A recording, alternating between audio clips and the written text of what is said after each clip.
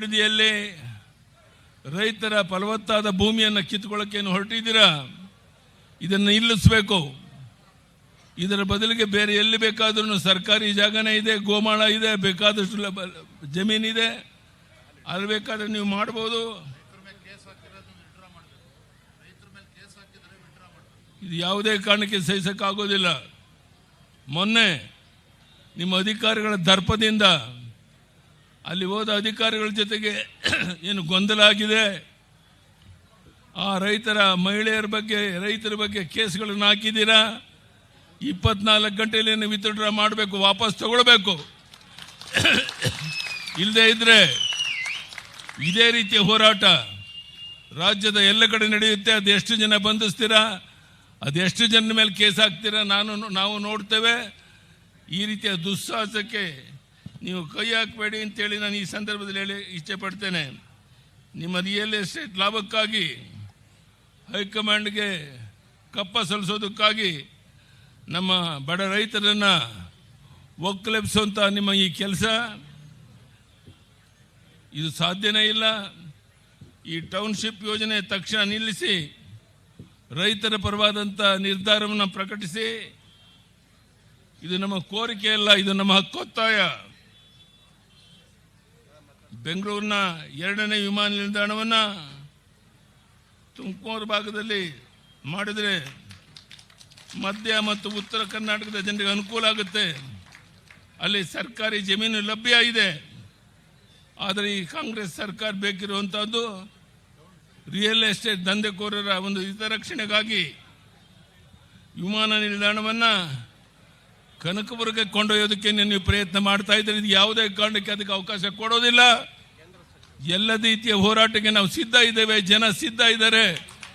ಈ ರೀತಿಯ ದುಸ್ಸಾಹಸಕ್ಕೆ ನೀವು ಕೈ ಹಾಕಬೇಡಿ ಅಂತ ಒತ್ತಾಯವನ್ನು ಮಾಡ್ತಾ ಇದ್ದೇನೆ. ಈ ಕಾಂಗ್ರೆಸ್ ತುಷ್ಟೀಕರಣ ಎಷ್ಟು ಕೀಳು ಮಟ್ಟದ್ದು ಅಂದರೆ ಇವರ ವೋಟ್ ಬ್ಯಾಂಕ್ ರಾಜಕೀಯಕ್ಕಾಗಿ ಅಕ್ರಮ ವಲಸೆಗಾರರಿಗೆ ಶಾಶ್ವತ ನಿವಾಸ ಪ್ರಮಾಣ ಪತ್ರ ನೀಡೋದಕ್ಕೆ ಹೊರಟಿದ್ದೀರಾ. ಇದರ ಕನ್ನಡಿಗರ ಹಕ್ಕುಗಳನ್ನು ಕಸಿಯುವ ನಿಮ್ಮ ಪ್ರಯತ್ನಕ್ಕೆ ನಾವು ಯಾವುದೇ ಕಾರಣಕ್ಕೆ ಈ ದೇಶದ್ರೋಹಿ ನಡೆಗೆ ಅವಕಾಶ ಕೊಡೋದಿಲ್ಲ. ಇಂತಹ ಕುತಂತ್ರದ ವಿರುದ್ಧ ನಮ್ಮ ಹೋರಾಟ ನಿಲ್ಲೋದಿಲ್ಲ. ಕನ್ನಡಿಗರ ಹಿತ ಕಾಯೋದಕ್ಕೆ ನಾವು ಸಿದ್ಧ ಇದ್ದೇವೆ. SIR ಪ್ರಕ್ರಿಯೆ ದುರುಪಯೋಗ ಮಾಡಿಸ್ಕೊಳ್ಳೋದಕ್ಕೆ ಈ ಕಾಂಗ್ರೆಸ್ ಸರ್ಕಾರ ಪ್ರಯತ್ನ ಮಾಡ್ತಾ ಇದ್ದು ಜನ ಇದನ್ನು ನೋಡ್ತಾ ಇದ್ದಾರೆ. ಜನ ನಿಮಗೆ ತಕ್ಕ ಪಾಠವನ್ನು ಕಲಿಸೋರಿದ್ದಾರೆ. ನಾನು ಎಂದಿಗೂ ಸಹ ಅಧಿಕಾರಕ್ಕಾಗಿ ರಾಜಕಾರಣ ಮಾಡಿದವನಲ್ಲ. ರೈತರ, ದೀನದಲಿತರ, ಶೋಷಿತರ ಪರವಾಗಿ ಹೋರಾಟ ಮಾಡ್ಕೊಂಡು ಬಂದಿದ್ದೇನೆ. ಮಹಿಳೆಯರ ಸಬಲೀಕರಣಕ್ಕಾಗಿ ಹೋರಾಟ ಮಾಡ್ಕೊಂಡು ಬಂದಿದ್ದೇವೆ. ನಮ್ಮ ಸರ್ಕಾರ ಇದ್ದಾಗ ನಾವು ಕೊಟ್ಟಂಥ ಕಾರ್ಯಕ್ರಮಗಳನ್ನು ಇಂದೂ ಸಹ ಮರೆತಿಲ್ಲ. ನಾವು ಕೊಟ್ಟಂಥ ಭಾಗ್ಯಲಕ್ಷ್ಮಿ ಯೋಜನೆ ಪ್ರತಿಯೊಂದು ಮನೆಯಲ್ಲಿ ನಮ್ಮ ತಾಯಿ ನೆಮ್ಮದಿಯಿಂದ ಬದುಕಕ್ಕೆ ತಂದಿರುವಂಥ ಕಾರ್ಯಕ್ರಮ. ಜನ ಇವತ್ತು ಯಾವ ರೀತಿ ಸಂತೋಷ ಪಡ್ತಾ ಇದ್ದಾರೆ ಅನ್ನೋದನ್ನು ಈ ಸರ್ಕಾರ ಅರ್ಥ ಮಾಡ್ಕೋಬೇಕು.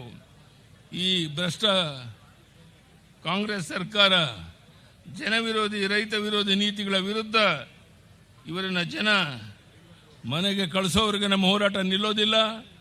ನಾನು ಇಲ್ಲಿರುವಂಥ ಎಲ್ಲ ಬಂಧುಗಳಲ್ಲಿ, ತಾಯಂದರಲ್ಲಿ ವಿನಂತಿ ಮಾಡ್ತೇನೆ, ಮಾಧ್ಯಮದ ಸ್ನೇಹಿತರಲ್ಲೂ ವಿನಂತಿ ಮಾಡ್ತೇನೆ, ದಯಮಾಡಿ ಈ ಭ್ರಷ್ಟ ಸರ್ಕಾರಕ್ಕೆ ಜನಹಿತವನ್ನು ಮರೆತು ಒಂದು ರೀತಿ ತೊಗಲಕ್ಕೆ ದರ್ಬಾರ್ ಮಾಡ್ತಿರುವಂಥ ಈ ಸರ್ಕಾರಕ್ಕೆ ಬುದ್ಧಿ ಕಲಿಸುವಂಥ ಒಂದು ಹೋರಾಟ ಇವತ್ತೇನು ನಡೀತಾ ಇದೆ. ಅದಕ್ಕೆ ಎಲ್ಲರ ಒಂದು ಸಹಕಾರ, ಬೆಂಬಲ ಬೇಕು ಅಂತ ಕೇಳ್ತಾ ಮತ್ತೊಮ್ಮೆ ಈ ಭ್ರಷ್ಟ ಸರ್ಕಾರವನ್ನು ಕಿತ್ತೊಗೆಯವರೆಗೆ ನಮ್ಮ ಹೋರಾಟ ಮುಂದುವರಿಯುತ್ತೆ.